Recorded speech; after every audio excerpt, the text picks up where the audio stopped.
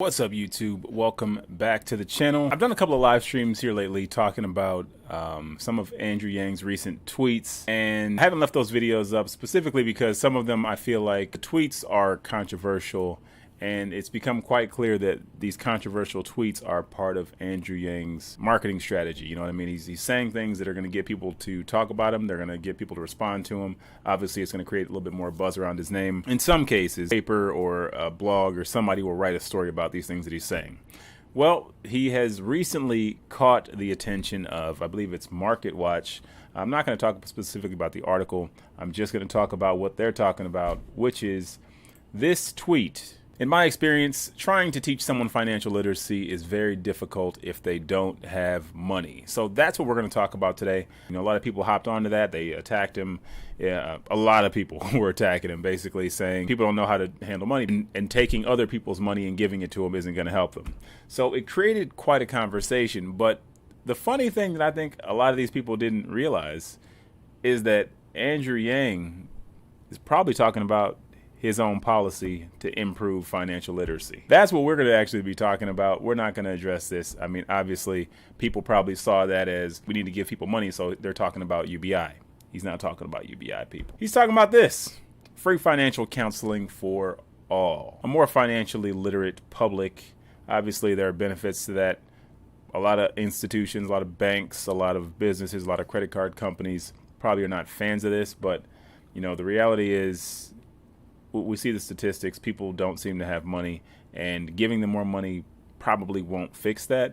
We talked a couple weeks ago, there was that study of the women these women were given UBI or a form of UBI, and basically the first go around, the women spent all the money, and after being given some financial counseling, one of the women in the story was later on talking about how, you know, she just went and bought a house, and now she's, you know, got all this money in the bank, and, you know, her financial situation has improved significantly. Sometimes it just takes a little bit of counseling. So let's get into this. So his policy is free financial counseling for all. The current level of financial literacy in America is shockingly low. Most people don't understand how our banking system works, how to invest money, or what's the best financial vehicle for their retirement fund.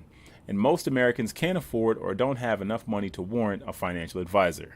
Since we want Americans to have some control over their retirement, it's important to ensure Americans have the knowledge they need to save and invest properly. While educating people while they're young adults is one avenue to achieve this, not everyone remembers everything they learned in high school. And if we're being honest, almost all of us didn't pay attention in at least one class. It's important to continue providing financial assistance, or providing assistance to those who want to learn how to save for their future. I think we can all agree, right? Like, unless you're a credit card issuer or somebody who's some type of predatory lender, financial literacy, I think, is something that we can all agree on. But let's not kid ourselves. We understand that a financially illiterate public is very good business. But until you actually are in a situation where you have money and maybe a little bit of counseling or some conversations with people who've done it before, it's very easy to find yourself on that slippery slope, which ultimately can lead to, I don't know, bankruptcy, financial ruin, low credit scores, things that just make life more difficult. We all know that having a low credit score is going to cost you money to pretty much buy everything in life. We don't want this money to simply be, okay, now here's $1,000 a month. Now you can pay all those fees that you didn't, or that you owed to the predatory lender or to the credit card company. Like, let's get people in a position where at least some of us, you know, improve our financial standing. Now, of course, the reality is that everybody isn't going to take advantage of this. Everyone won't benefit. But for those of us that want to take advantage, it's there. Why not just make it, you know, an option? As president, I will direct the IRS to invest in online courses and AI-based advisors to help people understand their options for personal finance. 2, allow all Americans to deduct the cost of a personal finance course at a community college from their taxes. And 3, create a division of the IRS to assist individuals who are looking for personal finance advice to contact them for that advice. Now, personally, I don't know how I feel about that third one as far as the IRS having anything to do with this. That's a little iffy to me, but I'm sure there's some rationale.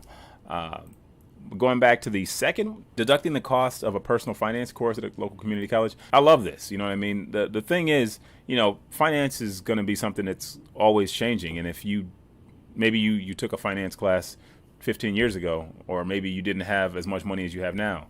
Like, there's always going to be options. There's always going to be new options. Options are going to change, and options are going to be different. Different options will be available to you depending on your financial standing. So being able to have continued education and being able to simply go on down to a local community college and take a class seems fair. You know what I mean? This is not anything that's going to take away from anybody else. I don't think so. I think we can all kind of get behind this. The fact that Andrew Yang is addressing this is all that really matters.